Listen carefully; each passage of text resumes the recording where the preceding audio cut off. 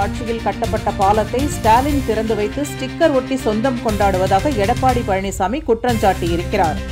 மக்களை காப்போம், தமிழகத்தை மீட்போம் என்ற பெயரில் பிரச்சாரத்தை தொடங்கியிருக்கும் அதிமுக பொதுச் செயலாளர் எடப்பாடி பழனிசாமி கோவை வடக்கில் பிரச்சாரம் மேற்கொண்டார். அப்போது பேசிய அவர், தமிழகம் ஒரு குடும்பத்தின் பிடியில் சிக்கிக் கிடப்பதாக கூறினார். திமுக கூட்டணியை நம்பியிருப்பதாகவும், அதிமுக மக்களை நம்பியிருப்பதாகவும், மக்களின் நன்மதிப்பை பெற்ற இயக்கம் அதிமுக தான் என்றார்.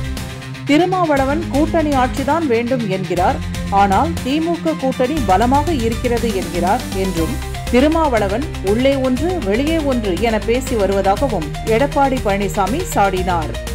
எதிரணியில் இருக்கின்ற திமுக கூட்டணியில் அங்கம் வைக்கின்ற கட்சிகள்லாம் பயம் வந்துட்டு ஏதோ பேசிட்டு இருக்கிறாங்க. நாங்க கூட்டணி அமைச்சா நீங்க எங்க கவலைப்படுறீங்க? எங்களுக்கு விருப்பம் பாரதிய ஜனதா கட்சியோட கூட்டணி. பாரதிய ஜனதா எங்களோட கூட்டணி வைக்கணும்னு சொல்றோம். ஐஜேக கட்சி எங்களோட கூட்டணி வைக்கணும்னு சொல்றோம். அவருடைய விருப்பம் எங்களுடைய விருப்பம். ஃபார்வர்ட் பிளாக் நான் கூட்டணி அமைச்சிட்டு இருக்கிறோம். இப்படி இன்னும் பல கட்சிகள் கூட்டணியில் அங்க வைத்துட்டு இருக்குது. இன்னும் பல கட்சிகள் எதிர்காலத்தில் அண்ணா திமுக தலைமையில் அமைக்கப்பட்ட கூட்டணியில் வரும் வரும். நம்ம கூட்டணி கண்டு பயம் வந்துட்டது. எப்பொழுது நம்ம கூட்டணி பற்றி பேசுறாங்களோ அப்பொழுது திராவிட முன்னேற்ற கழக தலைமையில் இருக்கின்ற கூட்டணிக்கெல்லாம் பயம் வந்து விட்டது. 2026 தேர்தலில் பல வாய்ந்த கூட்டணியாக அமைக்கப்பட்டு தேர்தலை சந்தித்து கிட்டத்தட்ட 234 சட்டமன்ற தொகுதியில 210 தொகுதியில அண்ணா திமுக தலைமையில் இருக்கின்ற கூட்டணி வெல்லும் வெல்லும் வெல்லும். ஸ்டாலின் அவர்களே பகல் கனவு கண்டு கொண்டிருக்கிறீர்கள். திராவிட முன்னேற்ற கழக தலைமையில் அமைக்கப்பட்ட கூட்டணி 200 இடங்களில் வெற்றி பெறும் என்று பகல் கனவு காண்கிறீர்கள்.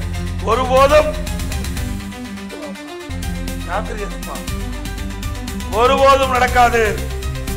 ஏனென்றால் நீங்க மக்களுக்கு செஞ்சிருந்தா தானே மக்கள் உங்களை சிந்தித்து போப்பாங்க.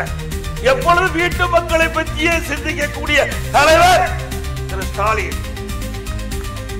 ஆனால் அனைத்து இந்திய அண்ணா திராவிட முன்னேற்ற கழகமும் பாரதிய ஜனதா கட்சியும் எப்பொழுதும் நாட்டு மக்களை பற்றி சிந்திக்கக்கூடிய கட்சிகள். மக்களை பற்றி சிந்திக்கின்ற கட்சி, மக்களை பற்றி கவலைப்படுகின்ற கட்சி நம் கூட்டணி கட்சிகள். அதனால்தான் மக்களை நாம் விரும்புகின்றார்கள். அதுதான் நமக்கு மிகப்பெரிய பலம். இன்றைக்கு திரு ஸ்டாலின் தமிழகத்தினுடைய முதலமைச்சராக பொறுப்பேற்று 50 மாத காலம் ஆகின்றது. இந்த 50 மாத ஆட்சியிலே இந்த கோவை மாவட்டத்துக்கோ கோவை மாநகராட்சியிலோ எந்த ஒரு பெரிய புதிய திட்டமாவது கொண்டு வந்திருக்காங்களா?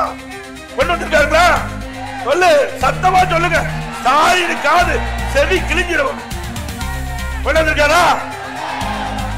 அப்புறம் எப்படி ஓட்டு கேட்பாரு? மக்கள் வந்து ஓட்டு கேட்க முடியுமா? செஞ்சிருந்தா தானே மக்கள் நினைப்பாங்க. குடும்பத்தை பத்தியே சிந்திச்சு கொண்டிருக்கிறாங்க.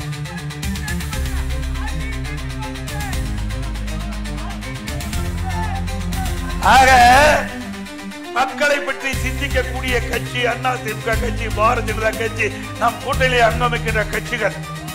அதனாலதான் மக்களை நம்ம மீது பாசம் கொண்டுள்ளார்கள். அது மட்டுமல்ல, திமுக ஆட்சிக்கு வந்தாவே ரவுடி சுதந்திரம். இந்த 50 மாத திராவிட முன்னேற்ற கழக ஆட்சியில கொலை, கொள்ள, திருட்டு, பாலியல் வன்கொடுமை நடக்காத நாளே இல்ல. சிறுமி முதல் பாட்டி வரைக்கும் பாதுகாப்பு இல்ல. ஒரு பாதுகாப்பற்ற சூழ்நிலை. பொம்மை முதலமைச்சர், திறமையற்ற முதலமைச்சரை தடுக்க முடியல. கோவை மாவட்டம், ஈரோடு மாவட்டம், திருப்பூர் மாவட்டத்தில் முதியோர் எங்கெல்லாம் வசிக்கிறாங்களோ அந்த பகுதியில இந்த கொள்ளை கூட்டம் உள்ளே புகுந்து அவர்களை கடுமையாக தாக்கி கொலை செய்கின்ற காட்சி எல்லா தொலைக்காட்சியிலையும் வந்திருக்குது. அவருடைய நகையில பறிச்சுட்டு போயிடுறாங்க, பணத்தை எடுத்துட்டு போயிடுறாங்க, அவர்களை கொடூரமான முறையில கொலை செய்யறாங்க. அதை தடுக்க இந்த ஆட்சியில திறன் இல்ல, திறமை இல்ல. அண்மையில நீங்க பாத்தீங்கன்னா மதுரையில கஞ்சா வித்துட்டு இருக்கிறாங்க. அவர்கள் மீது அங்க இருக்கின்ற ஒருவர் அவருடைய பையனும் அவர் தந்தையும் போய் காவல் நிலையத்தில் புகார் கொடுக்கிறாங்க.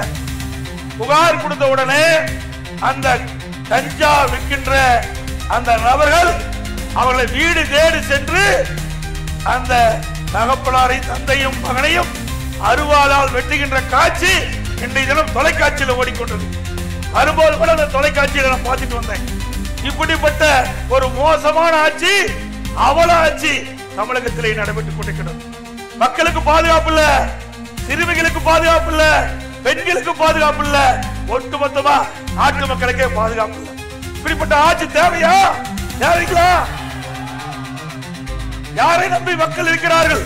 அரசாங்கத்தை நம்பி இருக்கின்றார்கள். அந்த அரசாங்கம் சிறப்பாக செயல்பட்டாதான், அந்த காவல்துறை சிறப்பாக செயல்பட்டாதான் மக்களை பாதுகாக்க முடியும். பயிருக்கு வேலை எப்படி முக்கியமோ அதுபோல நாட்டு மக்களுக்கு பாதுகாப்பு முக்கியம். இந்த ஆட்சியில பாதுகாப்பு கிடையாது மக்களுக்கு. இனி மக்கள் தங்களை தாங்களே பாதுகாத்துக் கொள்ள வேண்டும். திமுக ஆட்சி இருக்கிறது, அண்ணா திமுக ஆட்சி இருக்கின்ற பொழுது சட்டத்தின் ஆட்சி நடைபெற்றது. மக்கள் பாதுகாப்பாக வாழ்ந்தார்கள். இன்றைய தினம் அன்றாடம் அச்சத்திலே உறைந்து போய் வாழ்கின்ற காட்சியை இன்றைக்கு பத்திரிகை ஊடகத்திலையும் பார்க்கிறோம். அது மட்டுமல்ல, நம்ம கோவையில ஒரு காவலரும் அவருடைய மனைவி இருசக்கர வாகனத்தில் போயிட்டு இருக்கிறாங்க. அவளை மறிச்சு காவலரை தாக்கி அவருடைய மனைவியுடைய நகைகள்லாம் பறிச்சுட்டு போயிட்டாங்க. யாருக்கு? காவலருக்கே பாதுகாப்பு இல்லை. அப்புறம் யாரு போய் நம்மளை பாதுகாக்கிறது? மக்களை பாதுகாக்கக்கூடிய காவலருக்கு பாதுகாப்பு இந்த கோயம்புத்தூர் மாவட்டத்தில், கோயம்புத்தூர் நகரத்தில் இப்படிப்பட்ட ஒரு ஆட்சி தேவையா? சிந்திச்சு பாரு. ஏனென்றால் மக்களை பாதுகாக்கக்கூடிய ஆட்சி அண்ணா திமுக ஆட்சி. அது வருகின்ற சட்டமன்ற தேர்தலில் அனைத்து இந்திய அண்ணா திராவிட முன்னேற்ற கழகம் வெற்றி பெற்று மக்களை கண்ணை எமிகாப்பதை போல எங்களுடைய அரசு பாதுகாத்தது. அம்மா இருக்கின்ற போது பாதுகாத்தாங்க. இன்றைக்கு திராவிட முன்னேற்ற கழகம் ஆட்சிக்கு வந்து 50 மாத காலம் ஆகிறது. அந்த 50 மாத காலத்தில் விலைவாசி உயர்வு கொஞ்சம் நஞ்சம் இல்ல. இங்க வந்திருக்கிற தாய்மாரெல்லாம் குடும்ப தலைவிகள் அரிசி என்ன விலை பாருங்க.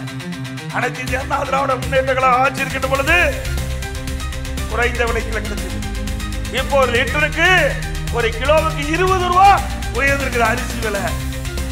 அரிசி எல்லாம் வாங்கி பயன்படுத்தி தான் வேற வழி இல்ல. விலைவாசி மின்னை முட்டிக்கிட்ட அளவுக்கு உயர்ந்திருக்குது. மின் கட்டணம் கேட்க வேண்டியதே இல்ல. கரண்ட் தொட்டாத்தான் ஷாக் அடிக்கும். கரண்ட் பில்ல கேட்டாவே ஷாக் அடிக்கும். அந்த அளவுக்கு மின் கட்டணம் உயர்வு. ஒரு முறை இருமுறை அல்ல, வருடத்திற்கு 5% மின் கட்டணம் உயர்வு. தொடர்ந்து 5 வருஷத்துக்கு மின் கட்டண உயர்வு என்று அறிவிக்கப்பட்டு கடந்த 3 ஆண்டுகளாக ஒவ்வொரு வருடமும் 5% மின் கட்டணம் உயர்ந்து இன்றைக்கு மக்கள் துன்பத்துக்கு ஆளாகிக்கிறாங்க. இதுதான் எப்படின்னா, வீட்டு வரி கேட்க வேண்டியதே இல்லை. அண்ணா திமுக ஆட்சியில் இருந்ததை விட திமுக ஆட்சிக்கு வந்த பிறகு 100% 1000 ரூபாய் வீட்டு வரி கட்டினீங்களா, நகராட்சியில மாநகராட்சியில 2000 ரூபாய் வரி கட்டி ஆகும். ஓட்டு போட்டதுக்கு பரிசு ஸ்டாலின் கொடுத்திருக்கிறார். நம்ம மக்கள் ஓட்டு போட்டீங்க, தப்பு இல்ல. வேற பகுதியில் இருந்து சொல்றேன். நம்ம பகுதி மாதிரி ஒட்டுமொத்தமா அண்ணா அனைத்து தொகுதியில் வெற்றி பெற்றா அண்ணா திமுக ஆட்சிக்கு வந்திருக்கும். பல மாவட்டத்தில் செய்த தவறின் காரணமாக இன்றைக்கு வரி மேல் வரி போட்டு மக்கள் தலையில மிகப்பெரிய சுமையை சுமத்திருக்கிறாங்க. கடவரி எப்படின்னா, வீட்டு வரி எப்படின்னா, கடவரி 150% உயர்வு. நீங்க 1000 ரூபாய் கடைக்கு வரி கட்டிட்டு இருந்தீங்களா மாசம், இப்ப 2500 ரூபாய் ஒவ்வொரு மாதம் வரி கட்ட வேணும்.